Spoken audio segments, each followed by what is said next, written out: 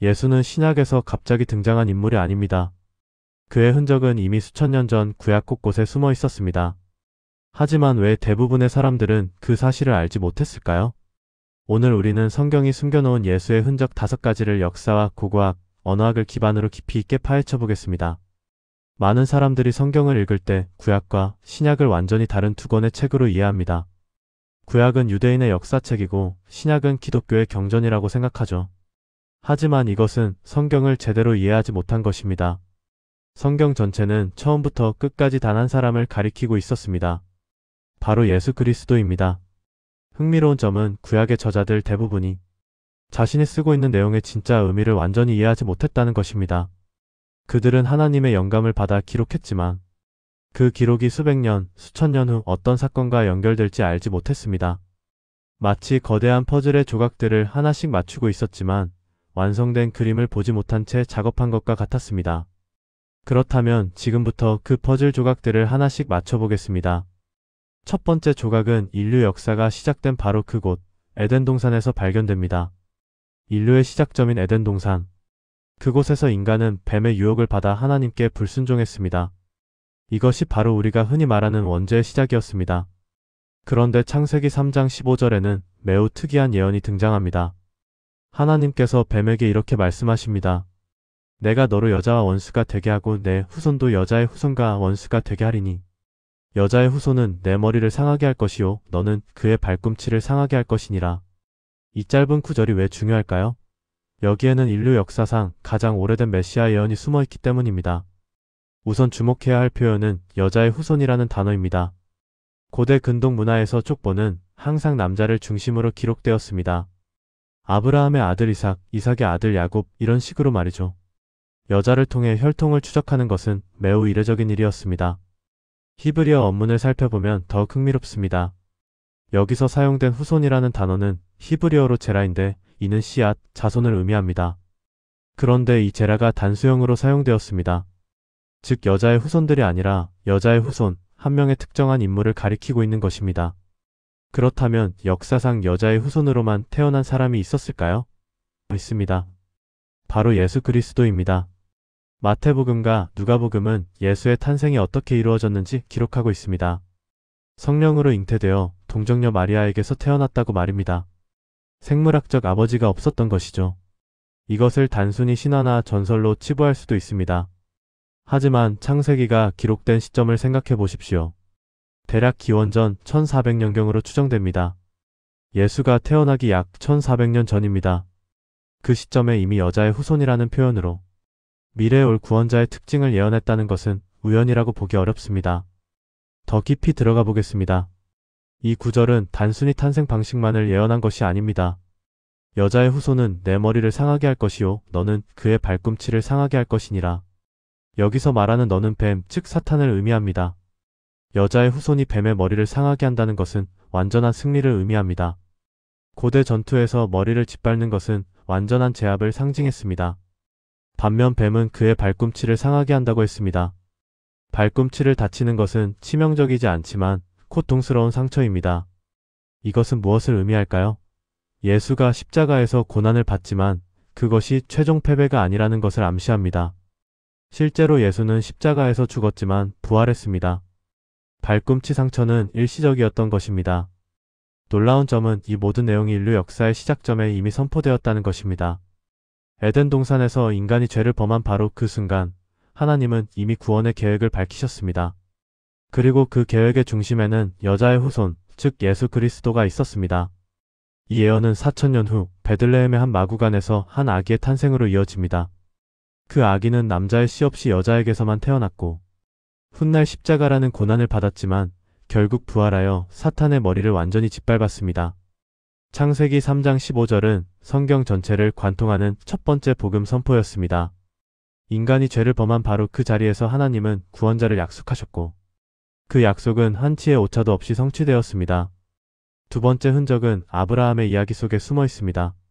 창세기 22장에는 성경에서 가장 극적이고 충격적인 장면 중 하나가 등장합니다. 하나님께서 아브라함에게 그의 아들 이삭을 번제로 드리라고 명령하신 사건입니다. 아브라함은 100세가 되어서야 얻은 아들 이삭을 데리고 모리아 산으로 올라갑니다. 그곳에서 제단을 쌓고 나무를 얹고 이삭을 결박하여 그 위에 놓습니다.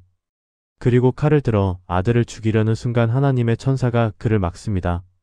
그때 아브라함은 뒤를 돌아보니 수풀에 뿔이 걸린 수장 한 마리를 발견합니다. 그리고 그 양을 이삭 대신 번제로 드립니다. 이 이야기는 겉으로 보면 아브라함의 믿음을 시험하는 사건입니다. 하지만 더 깊이 들어가면 이것은 예수 그리스도의 십자가 사건을 미리 보여주는 예표였습니다. 하나씩 살펴보겠습니다. 첫째, 장소입니다. 모리아산은 어디일까요?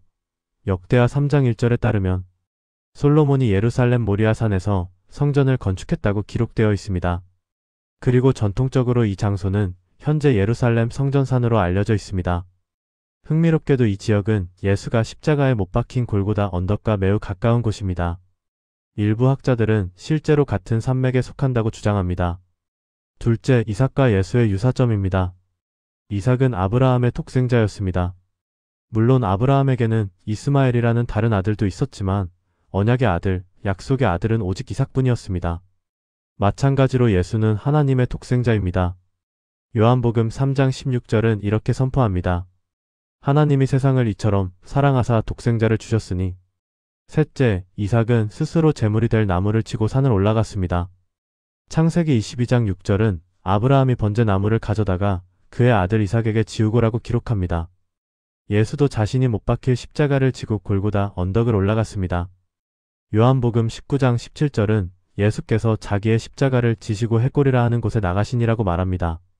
넷째, 이삭은 아버지에게 순종했습니다. 창세기 22장을 읽어보면 이삭이 결박당하면서도 저항한 흔적이 전혀 없습니다. 당시 이삭의 나이는 정확히 알 수 없지만 많은 학자들은 최소 10대 후반에서 20대 초반이었을 것으로 추정합니다. 나무를 지고 산을 오를 수 있을 만큼의 체력이 있었던 것이죠. 그런 젊은이가 노인인 아버지에게 결박당하도록 허락했다는 것은 자발적 순종을 의미합니다. 마찬가지로 예수도 십자가에서 이렇게 기도했습니다.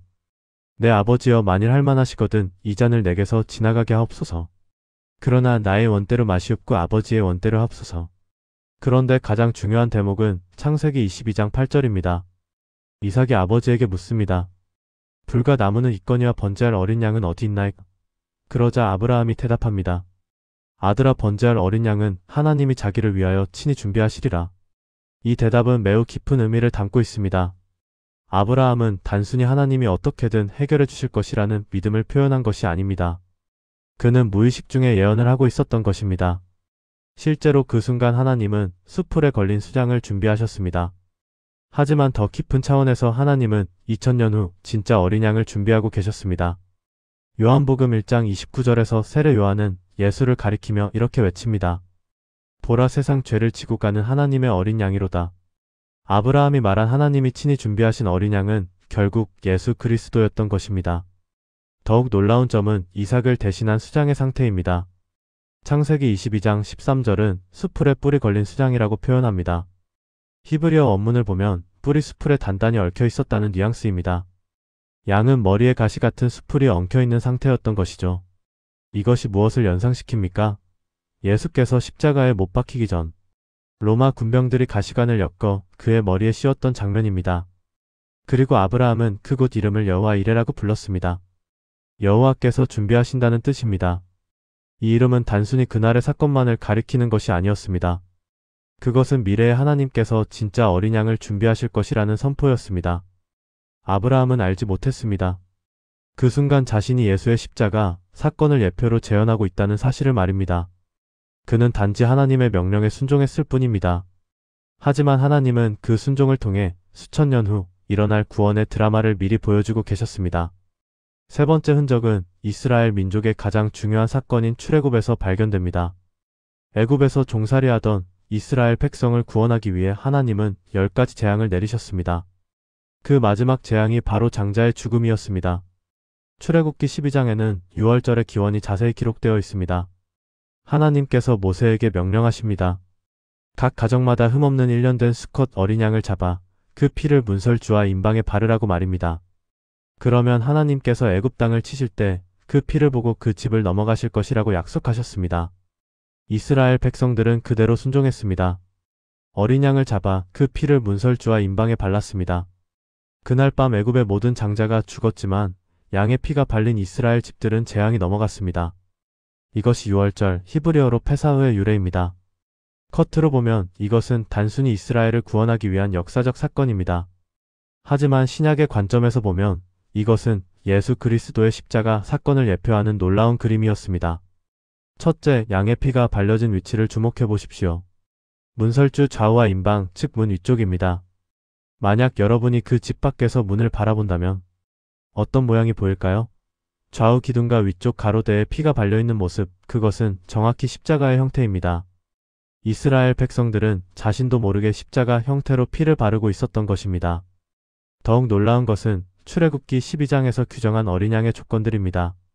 첫째, 흠이 없어야 했습니다. 둘째, 수컷이어야 했습니다. 셋째, 1년 된 어린 양이어야 했습니다. 이 모든 조건은 예수 그리스도를 정확히 가리킵니다. 예수는 죄가 없으신 분이었습니다. 히브리서 4장 15절은 우리에게 있는 대제사장은 우리의 연약함을 체휼하지 못하시리가 아니요 모든 일에 우리와 똑같이 시험을 받으신 이로되 죄는 없으시니라고 선포합니다. 빌라도조차 예수를 신문한 후 이 사람에게서 아무 죄도 찾지 못하노라고 선언했습니다. 출애굽기 12장 46절에는 또 다른 중요한 규정이 있습니다.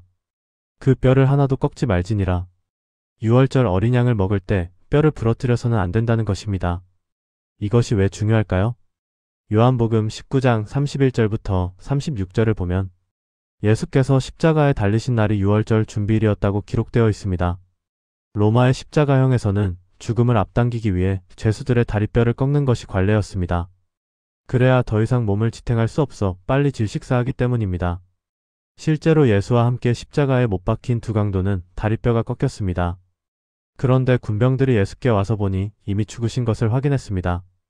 그래서 그의 다리를 꺾지 않았습니다. 요한은 이 장면을 기록하면서 이렇게 덧붙입니다. 이 일이 일어난 것은 그 뼈가 하나도 꺾이지 아니하리라 한 성경을 응하게 하려 함이라. 1500년 전 출애굽기에 기록된 유월절 어린 양의 규정이 예수의 십자가에서 정확히 성취된 것입니다. 더 놀라운 사실이 있습니다. 예수께서 십자가에 못 박히신 시간입니다. 유대인들은 유월절 어린 양을 정확히 정해진 시간에 잡아야 했습니다. 출애굽기 12장 6절에 따르면 이달 19날까지 간직하였다가 해질 때 이스라엘 회중이 그 양을 잡을지니라고 명령하셨습니다. 해질 때는 히브리어로 베인 하아르바임인데 이는 두 저녁 사이, 즉 오후 3시에서 해질녘 사이를 의미합니다. 유대 전통에 따르면 성전에서 유월절 어린 양을 잡는 시간은 정확히 오후 3시였습니다. 예수께서 십자가에서 숨을 거두신 시간은 언제였습니까? 마가복음 15장 33절부터 37절을 보면 제6시, 즉 정오부터 제9시까지 온 땅에 어둠이 임했고 제9시에 예수께서 크게 소리 지르시고 숨을 거두셨다고 기록되어 있습니다. 제9시는 현대 시간으로 오후 3시입니다. 성전에서 유월절 어린 양이 잡히는 바로 그 시간에 예수께서 십자가에서 죽으신 것입니다. 사도 바울은 고린도전서 5장 7절에서 이렇게 선포합니다. 우리의 유월절 양 곧 그리스도께서 희생되셨느니라.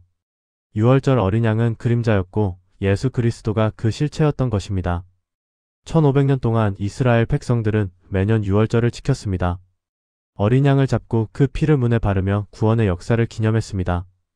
하지만 그들은 알지 못했습니다. 자신들이 매년 반복하는 그 의식이 훗날 골고다 십자가에서 완성될 진짜 구원을 가리키는 예표라는 것을 말입니다. 네 번째 흔적은 이스라엘 백성이 광야를 방황하던 시기에 나타납니다. 민수기 21장에는 매우 이상하고 독특한 사건이 기록되어 있습니다. 불뱀 사건이라고 알려진 이야기입니다. 이스라엘 백성들은 또다시 하나님과 모세를 원망했습니다. 그러자 하나님께서 불뱀들을 보내셨고 많은 사람들이 물려 죽어갔습니다. 백성들이 회개하며 모세에게 기도를 요청했습니다.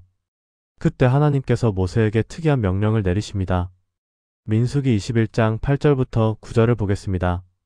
여호와께서 모세에게 이르시되 불뱀을 만들어 장대 위에 달라 물린 자마다 그것을 보면 살리라. 모세가 놋뱀을 만들어 장대 위에 다니 뱀에게 물린 자마다 놋뱀을 쳐다본 즉 살더라. 이것은 매우 이상한 처방입니다. 보통 뱀에 물렸을 때의 해결책은 뱀을 제거하거나 해독제를 만드는 것이 아닙니까? 그런데 하나님께서는 놋으로 뱀을 만들어 장대에 매달고 그것을 쳐다보라고 하셨습니다. 더욱 이상한 것은 이 방법이 실제로 효과가 있었다는 것입니다. 독사에 물려 죽어가던 사람들이 놋뱀을 바라보는 것만으로 살아났습니다. 왜 하나님께서는 이런 방법을 사용하셨을까요? 이것을 이해하려면 요한복음 3장을 봐야 합니다. 예수께서 니고데모라는 바리새인과 대화하시는 장면입니다. 예수께서는 거듭남에 대해 말씀하시다가 갑자기 광야의 놋뱀 이야기를 꺼내십니다. 요한복음 3장 14절부터 15절입니다. 모세가 광야에서 뱀을 든 것 같이 인자도 들려야 하리니 이는 그를 믿는 자마다 영생을 얻게 하려 하심이니라. 예수님 자신이 직접 놋뱀 사건과 자신의 십자가 사건을 연결시키신 것입니다. 이 연결고리는 매우 깊은 의미를 담고 있습니다. 첫째, 놋뱀이 장대에 들린 것처럼 예수도 십자가에 들리셨습니다. 들리다는 표현은 단순히 높이 올려진다는 의미뿐 아니라 영광스럽게 된다는 의미도 담고 있습니다.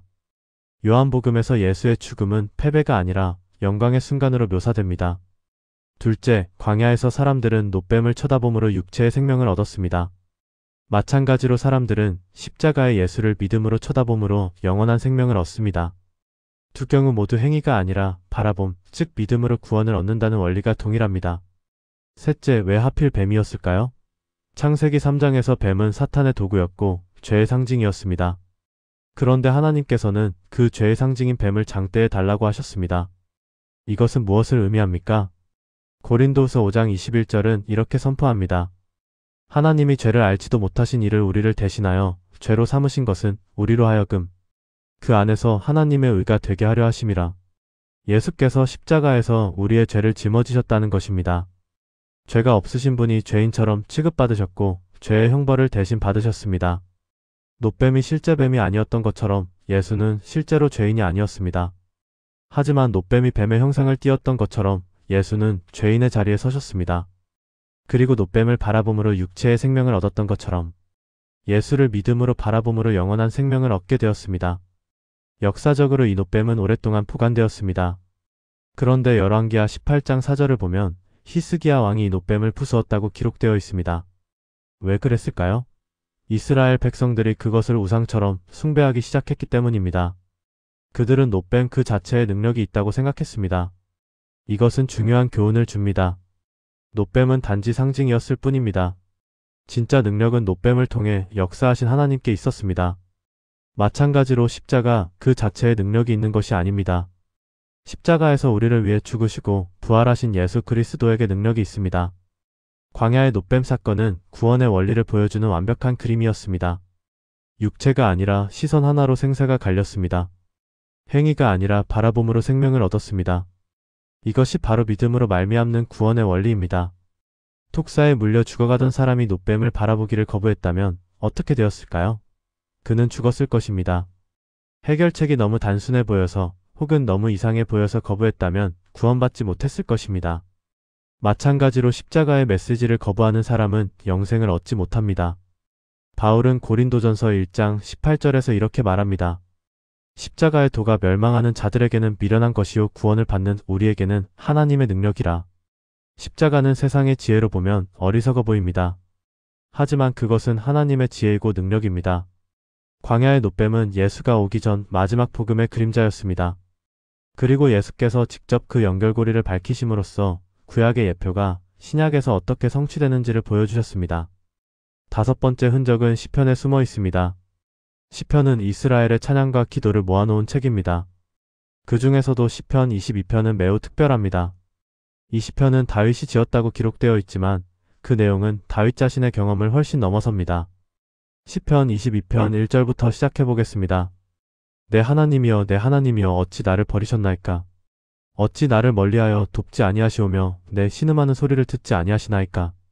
이 구절을 들으면 어떤 장면이 떠오릅니까? 마태복음 27장 46절입니다. 제구시쯤에 예수께서 크게 소리질러 이르시되 엘리 엘리 라마 사박다니 하시니 이는 곧 나의 하나님 어찌하여 나를 버리셨나이까 하는 뜻이라. 예수께서 십자가에서 외치신 이 말씀은 시편 22편 1절을 그대로 인용한 것입니다. 시편 22편을 계속 읽어보겠습니다. 6절부터 8절입니다.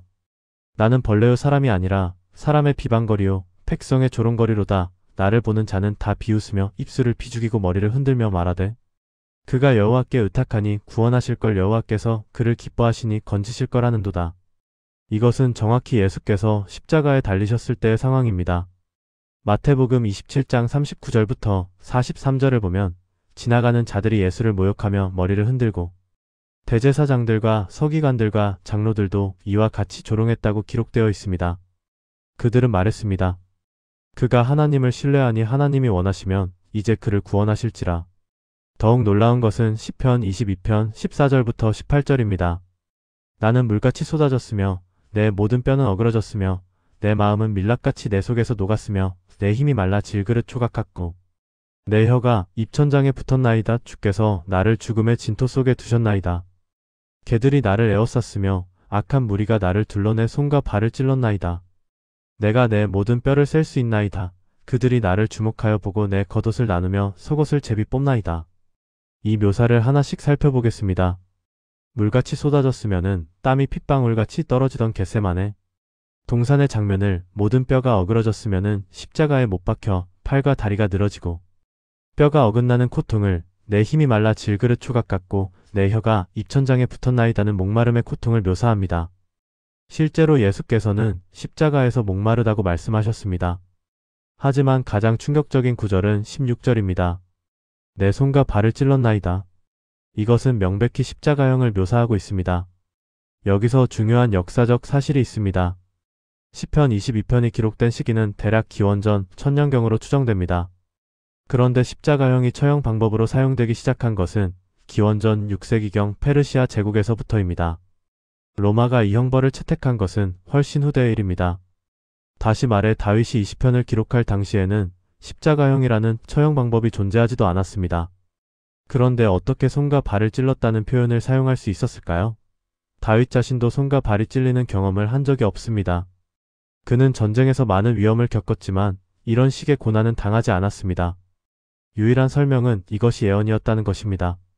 다윗은 성령의 감동을 받아 미래에 올 메시아가 겪을 고난을 기록했던 것입니다. 자신도 완전히 이해하지 못하는 내용을 하나님의 영감으로 기록했습니다. 18절도 놀랍습니다. 내 겉옷을 나누며 속옷을 제비 뽑나이다. 요한복음 19장 23절부터 24절을 보면 군병들이 예수를 십자가에 못 박은 후 그의 옷을 나눠 가졌는데 속옷은 통으로 짠 것이라 찢지 않고 제비를 뽑았다고 기록되어 있습니다. 그리고 요한은 이렇게 덧붙입니다. 이는 성경에 그들이 내 옷을 나누고 내 겉옷을 제비 뽑나이다 한 것을 응하게 하려 함이러라. 1000년 전에 기록된 시편의 구절이 십자가 현장에서 정확히 성취된 것입니다. 군병들은 시편 22편을 읽어본 적도 없었을 것입니다.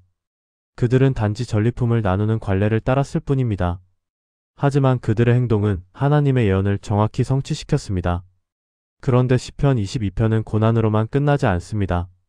22절부터 분위기가 완전히 바뀝니다. 내가 주의 이름을 내 형제들에게 선포하고 회중 가운데에서 주를 찬송하리이다. 그리고 마지막 31절입니다. 와서 그의 공의를 장차날 백성에게 전함이여 주께서 이를 행하셨다 할 것이로다. 이것은 부활을 암시합니다. 극심한 고난과 죽음의 묘사 후에 갑자기 찬양과 승리가 등장하는 것입니다. 실제로 예수께서는 십자가에서 죽으셨지만 사흘 만에 부활하셨습니다. 시편 22편은 단순히 고난받는 메시아만이 아니라 부활하는 메시아까지 예언하고 있었던 것입니다. 시편 22편 외에도 다른 시편들도 메시아를 예언합니다. 시편 16편 10절은 이르시기를 주께서 내 영혼을 수월에 버리지 아니하시며 주의 거룩한 자를 멸망시키지 않으실 것임이니이다 라고 선포하며 부활을 예언합니다. 시편 110편 1절은 여호와께서 내 주에게 말씀하시기를 내가 내 원수들로 내 발등상이 되게 하기까지 너는 내 오른쪽에 앉아있으라 하셨도다라고 하여 메시아가 하나님 오른편에 앉으실 것을 예언합니다. 예수께서도 공생의 기간 동안 여러 번 시편을 인용하시며 자신이 그 예언의 성취임을 밝히셨습니다. 마태복음 22장에서 예수께서는 바리새인들과 논쟁하시며 시편 110편을 인용하셨습니다. 그리고 시편이 말하는 다윗의 주가 바로 자신임을 암시하셨습니다. 다윗은 위대한 왕이었고 시인이었습니다. 그는 자신의 경험을 통해 많은 시편을 기록했습니다. 하지만 시편 22편을 기록할 때 그는 자신의 경험을 초월한 무언가를 보고 있었습니다. 그는 미래에 올 메시아가 겪을 십자가의 고난을 선명하게 보았고 그것을 기록했습니다. 이 장면은 예수께서 십자가에서 외친 단 한 문장으로 완성됩니다. 나의 하나님 어찌하여 나를 버리셨나이까. 이 외침은 단순한 절규가 아니었습니다. 그것은 시편 22편 전체를 가리키는 표지였습니다. 유대인들은 시편의 첫 구절을 들으면 그 시편 전체를 떠올렸습니다. 예수께서 시편 22편의 첫 구절을 외치심으로써 십자가 아래 있던 사람들에게 이렇게 말씀하신 것입니다. 지금 일어나고 있는 이 모든 일은 이미 예언되었던 것이라고 말입니다. 지금까지 우리는 구약 곳곳에 숨어있던 예수의 흔적 5가지를 살펴보았습니다. 에덴 동산의 여자의 후손, 모리아 산의 번제 제물, 출애굽의 유월절 어린 양, 광야의 노뱀, 그리고 다윗의 시편. 이 모든 것들은 서로 다른 시대에 서로 다른 사람들에 의해 기록되었습니다. 하지만 놀랍게도 이 모든 것이 한 사람을 가리키고 있었습니다. 바로 예수 그리스도입니다. 이것이 우연일 수 있을까요? 수천 년에 걸쳐 기록된 서로 다른 사건들과 예언들이 모두 한 사람의 삶과 죽음과 부활에서 정확히 성취된다는 것이 단순한 우연일 수 있을까요? 구약은 그림자였고 신약은 실체입니다. 히브리서 10장 1절은 이렇게 말합니다. 율법은 장차 올 좋은 일의 그림자일 뿐이요 참 형상이 아니므로. 구약의 모든 의식과 제사와 예언은 예수 그리스도라는 실체를 가리키는 그림자였습니다. 아브라함이 이삭을 제단에 묶을 때 그는 자신이 예수의 십자가를 예표하고 있다는 것을 알지 못했습니다. 이스라엘 백성들이 유월절 어린 양의 피를 문설주에 바를 때 그들은 그것이 십자가의 형태라는 것을 깨닫지 못했습니다. 다윗이 시편 22편을 기록할 때 그는 십자가형이 무엇인지도 몰랐습니다. 하지만 그 모든 것을 계획하신 분은 아셨습니다. 하나님은 역사의 처음부터 끝을 보고 계셨습니다. 그리고 수천 년에 걸쳐 조금씩 구원의 그림을 그려나가셨습니다. 마침내 때가 참에 하나님께서는 자기 아들을 보내사 여자에게서 나게 하셨습니다. 예수 그리스도는 창세 전부터 계획되신 하나님의 어린 양이셨습니다. 베드로전서 1장 19절부터 20절은 이렇게 선포합니다. 오직 흠없고 점없는 어린 양 같은 그리스도의 보배로운 피로 된 것이니라. 그는 창세 전부터 미리 알린 바 되시니나 이 말세에 너희를 위하여 나타내신 바 되었으니. 성경 전체는 한 문장으로 요약할 수 있습니다. 오실 그분을 기다리게 하고 오신 그분을 증언하며 다시 오실 그분을 준비하게 하는 이야기입니다. 구약은 오실 그분을 기다리게 했고 신약은 오신 그분을 증언하며 다시 오실 그분을 준비하게 합니다. 누가복음 24장에는 부활하신 예수께서 엠마오로 가는 두 제자에게 나타나신 장면이 기록되어 있습니다. 제자들은 예수의 죽음으로 낙심해 있었습니다. 그때 예수께서 그들에게 이렇게 말씀하셨습니다. 이렇게 그리스도가 고난을 받고 자기의 영광에 들어가야 할 것이 아니냐 하시고 이에 모세와 모든 선지자의 글로 시작하여 모든 성경에 쓴 바 자기에 관한 것을 자세히 설명하시니라. 모세와 모든 선지자의 글, 즉 구약 전체가 예수 그리스도에 관한 것이었다는 말씀입니다. 예수께서 직접 구약이 자기를 증언한다고 선포하신 것입니다. 요한복음 5장 39절에서도 예수께서는 유대인들에게 이렇게 말씀하셨습니다. 너희가 성경에서 영생을 얻는 줄 생각하고 성경을 연구하거니와 이 성경이 곧 내게 대하여 증언하는 것이니라. 당시 유대인들이 연구하던 성경은 구약이었습니다. 예수께서는 그 구약이 바로 자신을 증언한다고 말씀하셨습니다. 성경은 단순한 역사책이나 도덕 교훈서가 아닙니다. 그것은 예수 그리스도를 증언하는 책입니다. 구약의 모든 예언과 예표와 상징은 예수라는 하나의 실선으로 연결됩니다. 여자의 후손이 뱀의 머리를 상하게 하리라는 약속은 예수의 십자가와 부활로 성취되었습니다. 하나님이 친히 준비하신 어린 양은 예수 그리스도였습니다. 유월절 어린 양의 피는 십자가의 피를 예표했습니다. 광야의 노뱀은 십자가에 달리신 예수를 가리켰습니다. 다윗의 시편은 십자가의 고난과 부활의 영광을 선명하게 그렸습니다. 이 모든 것은 우연이 아니었습니다. 그것은 하나님의 완벽한 계획이었습니다. 수천 년에 걸쳐 조금씩 드러나다가 마침내 골고다 언덕에서 완성된 구원의 계획이었습니다. 오늘날 우리가 성경을 읽을 때 이 사실을 기억해야 합니다. 구약을 읽을 때 단순히 고대 이스라엘의 역사만 보는 것이 아니라 그 너머에 계신 예수 그리스도를 보아야 합니다. 신약을 읽을 때 단순히 예수의 생애만 보는 것이 아니라 그것이 구약의 모든 약속과 예언의 성취임을 보아야 합니다. 성경은 예수를 증언하는 책입니다. 창세기부터 요한계시록까지 66권 전체가 한 사람을 가리키고 있습니다. 그리고 그 사람은 단순히 역사 속의 위대한 인물이 아니라 하나님이 인간이 되어 이 땅에 오신 분이며 우리의 죄를 위해 십자가에서 죽으시고 부활하신 구원자이십니다. 만약 여러분이 아직 예수를 믿지 않는다면 오늘 이 시간이 여러분에게 기회가 되기를 바랍니다. 수천 년에 걸쳐 기록된 성경이 한 사람을 가리킨다는 것은 결코 우연이 아닙니다. 그것은 하나님께서 여러분에게 주시는 증거입니다. 만약 여러분이 이미 예수를 믿는 사람이라면 오늘 이 시간이 여러분의 믿음을 더욱 견고하게 하는 시간이 되기를 바랍니다. 우리가 믿는 복음은 허황된 신화가 아닙니다. 그것은 역사적 사실이며 성경 전체가 증언하는 진리입니다. 에덴 동산에서 시작된 약속이 골고다에서 이루어졌고 지금도 계속되고 있습니다. 그리고 언젠가 예수께서 다시 오실 때 모든 것이 완성될 것입니다. 그때 우리는 완전히 이해하게 될 것입니다. 성경의 모든 페이지가 어떻게 예수를 가리켰는지를 말입니다. 오늘 우리가 함께 살펴본 5가지 흔적은 빙산의 일각에 불과합니다. 구약에는 이보다 훨씬 더 많은 예수의 흔적들이 숨어 있습니다. 성막의 구조, 제사 제도, 선지자들의 예언, 왕들의 이야기, 심지어 룻기나 에스더 같은 이야기에도 예수의 흔적이 새겨져 있습니다. 성경을 읽을 때마다 이 질문을 던져보십시오. 이 본문은 어떻게 예수를 가리키고 있는가? 그렇게 읽을 때 성경은 살아 움직이는 책이 됩니다. 단순한 고대의 문서가 아니라 지금 여기서 여러분에게 말을 거는 하나님의 음성이 됩니다. 성경이 숨긴 예수의 흔적은 사실 숨겨진 것이 아니었습니다. 그것은 항상 거기 있었습니다. 다만 우리가 보지 못했을 뿐입니다.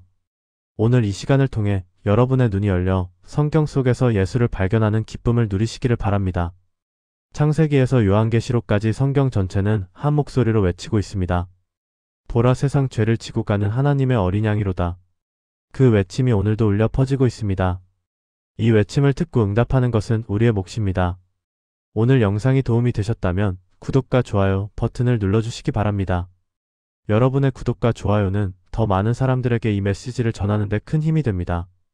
감사합니다.